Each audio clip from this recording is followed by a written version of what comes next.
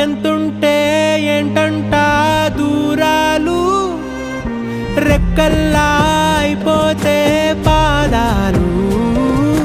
ఉన్నాయా బంధించే దారాలు, ఊహల్లో ఉంటుంటే ప్రాణాలు. అరే నింగిలోని చుక్కలే కిందకొచ్చి చేరితే, అవి నీకు ఎదురు నిలిపితే ఉండిపోవ ఇక్కడే.